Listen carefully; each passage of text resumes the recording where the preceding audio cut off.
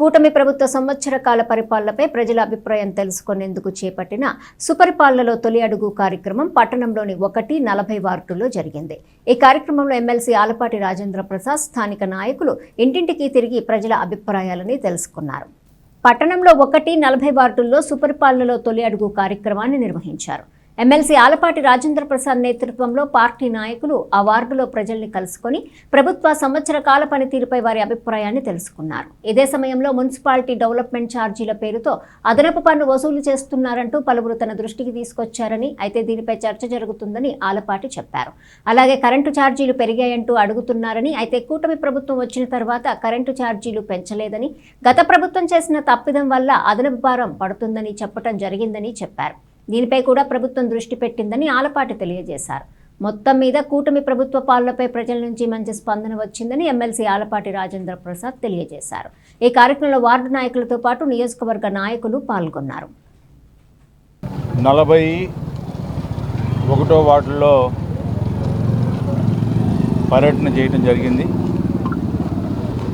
ప్రతి ఇంటి సమస్యని తెలుసుకోవడమే కాకుండా ఈ సంవత్సర కాలంలో కూటమి నాయకత్వం ఏర్పడిన తర్వాత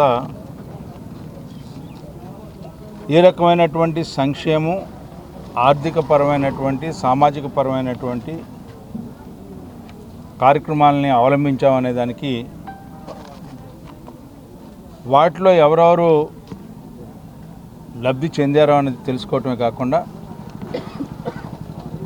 వారికి అవసరమైనటువంటి కార్మిక, కర్షక అంశాలను కూడా చర్చలోకి తీసుకొని ఈ రోజున శిస్తు పన్ను సంబంధించింది 3 ఏళ్ల నుంచి వేయలేదు. ఇప్పుడు ఆ 3 ఏళ్ల తర్వాత వడ్డీతో అంటే రైతులు బాధపడే అవకాశం ఉంది. అదేవిధంగా మున్సిపాలిటీలో ఎక్స్టెన్షన్ అని చెప్పి లక్షలు డెవలప్మెంట్ ఛార్జీలు వేస్తూ ఉంటుంటే దాని మీద కూడా పన్ను గతంలో వేసిన వాటి మీద కూడా ఈ డెవలప్మెంటల్ ఛార్జెస్ అని చెప్పి యాక్ట్లో ఉందని చెప్పి పెనుభారం అయ్యేటప్పటికే దాని మీద కూడా చర్చ జరుగుతూ ఉంది. అంటే మేము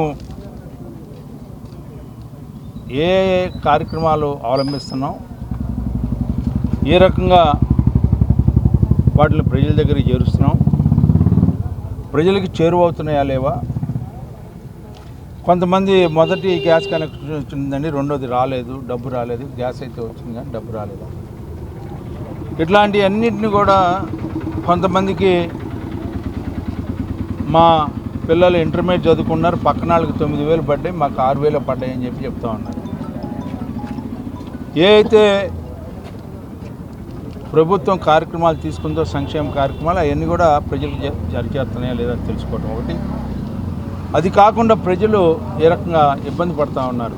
కొంతమంది కరెంటు బిల్లులు ఎక్కువ వస్తున్నాయండి అంటారు, కానీ కరెంటు బిల్లులు ఈ ప్రభుత్వం ఏర్పడిన తర్వాత ఒక్క పైసా కూడా యూనిట్ మీద భారం వేయలేదు ప్రజలు.